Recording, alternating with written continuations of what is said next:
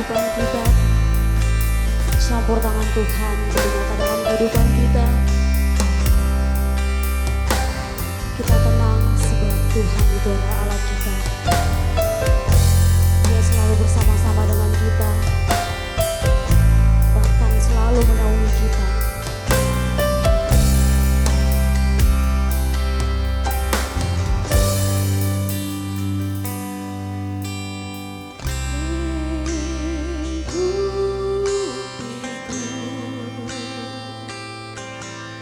Dengan sayapmu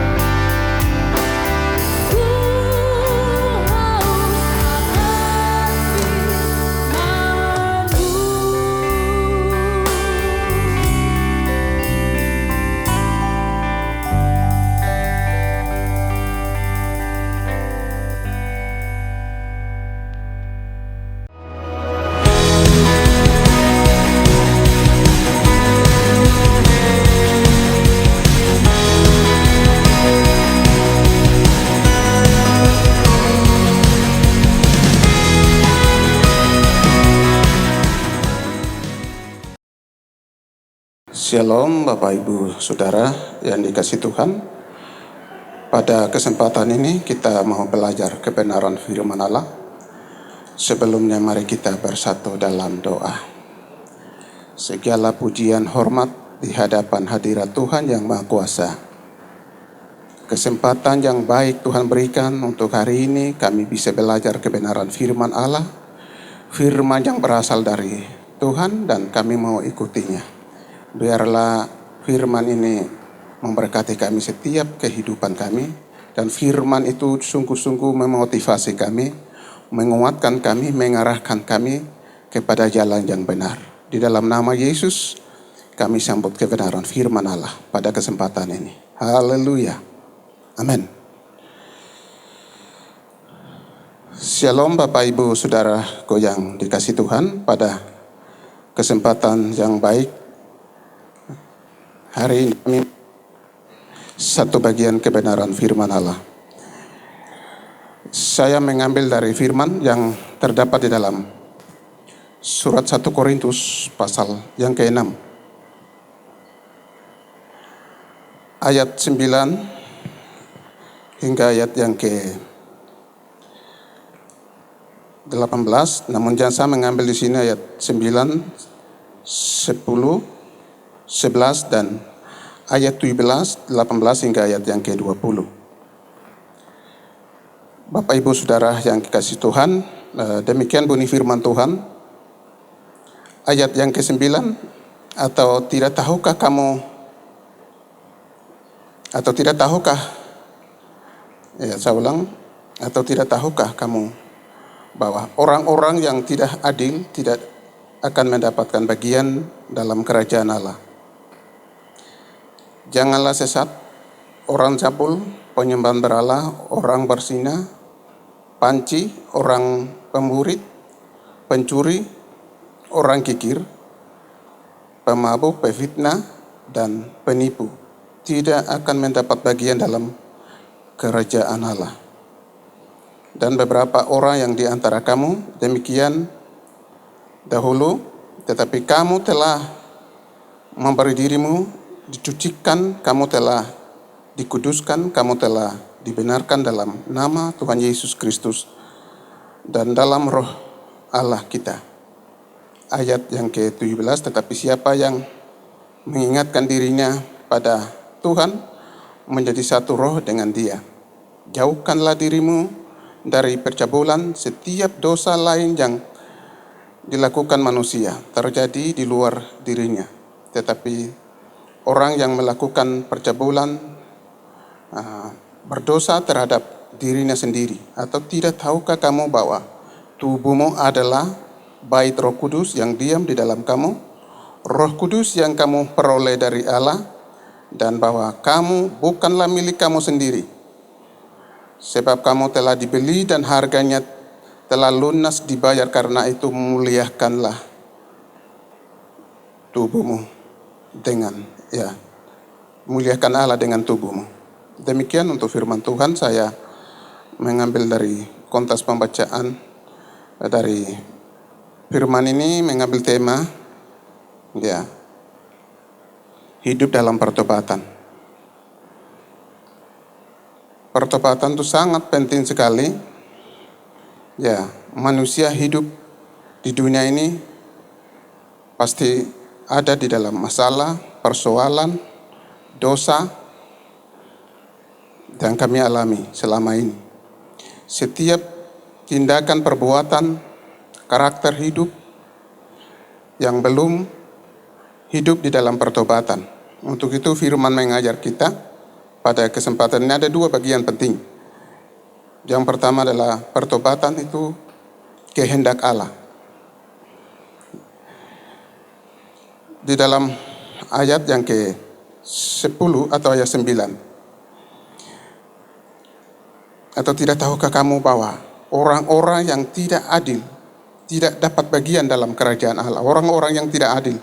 Orang-orang yang tidak adil itu orang-orang yang ayat 10 dan ayat 11. Itu orang cabul, penyembahan berhala, orang berzina, benci, pemburit, pencuri, pemabuk, pembunuh, dan lain-lain. Ya. Hidup di dalam berkompromi dengan dosa, masalah, persoalan yang selama ini kami ada, dan pertobatan itu sangat penting sekali. Orang yang mau bertobat, ya bukan saja orang yang baru, tapi orang yang sudah percaya Yesus, orang yang sudah mengenal Yesus, tapi kembali berkompromi dengan dosa, masalah yang alami di dalam hidup sekarang ini. Paulus menegur kepada jemaat di Korintus orang yang sudah percaya Yesus, orang yang sudah mengenal, orang yang hidup di dalam Tuhan. Tapi mereka kembali berbalik kepada kompromi dengan dosa, ya. Rohani yang luar biasa itu hidup menjadi, rohaninya sudah dingin, hidup yang menjadi suam-suam kuku. Jadi kepercayaan mereka yang mau percaya Tuhan itu sudah menjadi dingin. Firman Tuhan menasihati kepada kita, Bapak Ibu, kehidupan kita yang selalu kita alami di dalam hidup ini, hidup selalu dengan bermasalah, persoalan. Ya. Ada beberapa bagian yang penting di dalam kebenaran firman Allah yang sudah memberikan kami, mengarahkan kami dalam bagian ini. Masalah yang, persoalan yang kami hadapi bagian ini.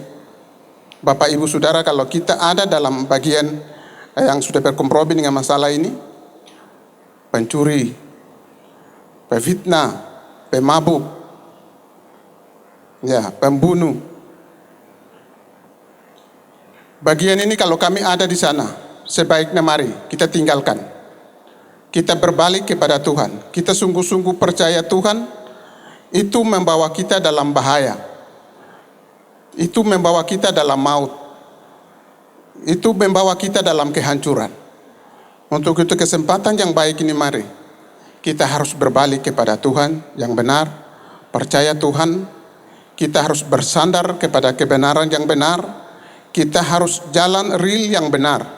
Tidak boleh keluar dari kebenaran Allah, tidak boleh keluar dari firman.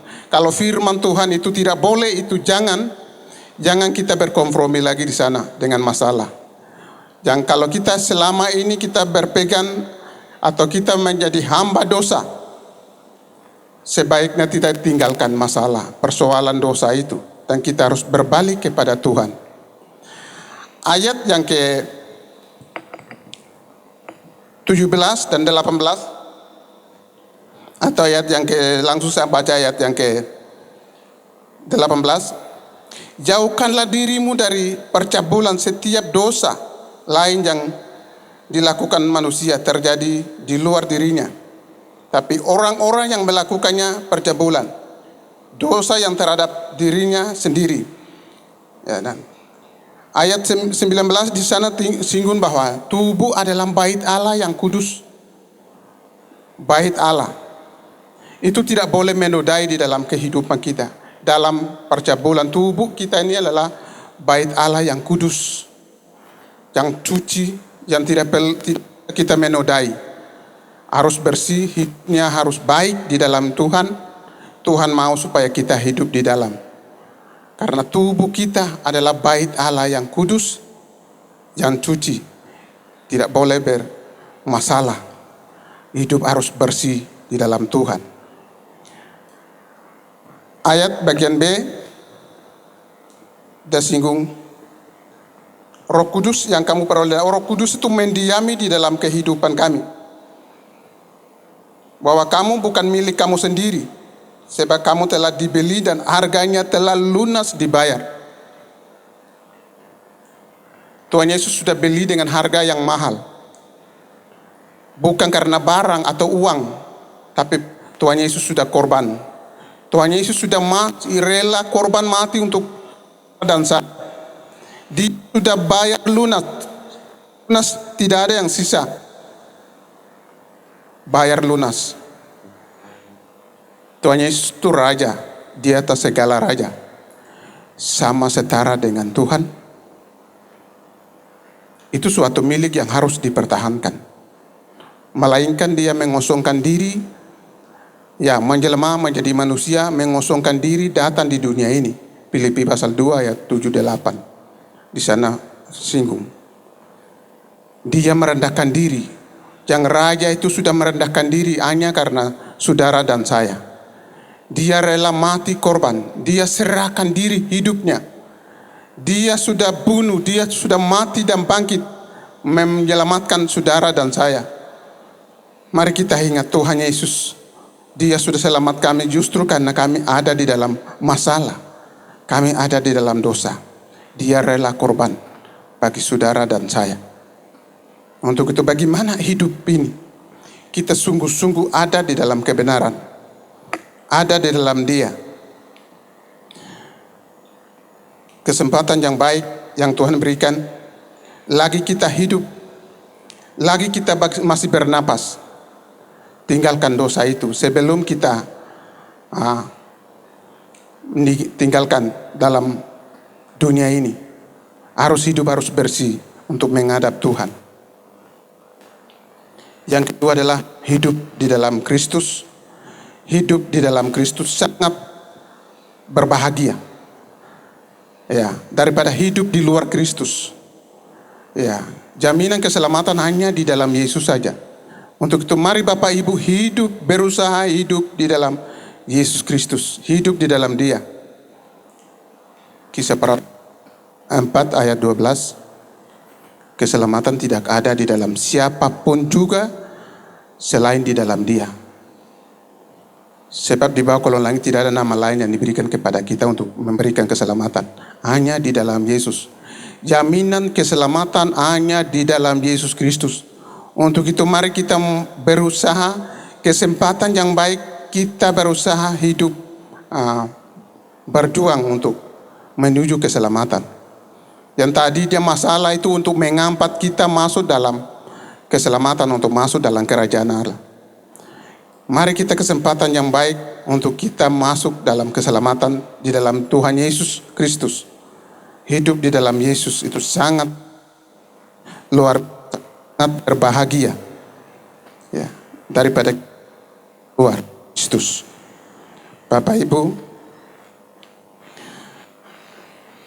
dalam 1 Yohanes 5:12 memiliki Yesus itu sangat memiliki Yesus yang benar. Pegang yang bermasalah tidak membahagiakan kita, yang membawa kita dalam masalah, membawa kita dalam maut, baru kita pegang. Kita memiliki Yesus yang benar, memiliki jalan Yesus yang benar, memiliki keselamatan yang benar di dalam Dia.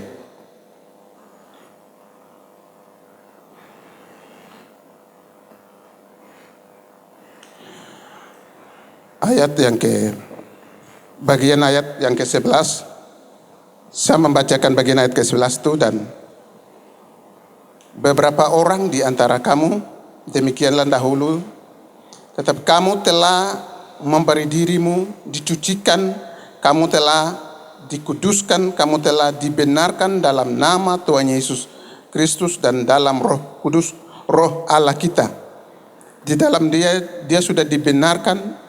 Dia sudah memberikan kita jaminan kekal untuk saya, untuk Yesus untuk memberikan kemerdekaan itu bukan membuat kita kesempatan untuk berbuat masalah atau dosa, tapi kita ada di dalam Dia untuk menjadi orang yang benar, yang hidup di dalam Yesus Kristus. Itu sangat berbahagia. Bapak Ibu, kesempatan yang baik ini, mari kita hidup di Kristus. Hidup